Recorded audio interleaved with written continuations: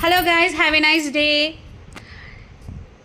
మినప్పిండితో వడలే కాకుండా చిట్టి చిట్టి పునుగులు కూడా ట్రై చేశాను. చాలా బాగా వచ్చాయి. అసలు వేగుతుంటేనే ఎంత బాగున్నాయంటే చాలా చాలా బాగున్నాయి.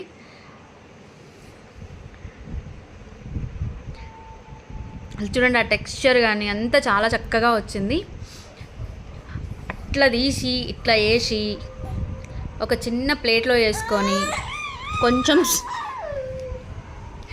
సాస్ వేసుకొని తింటే ఉంటుంది. ఆహా అనాల్సిందే.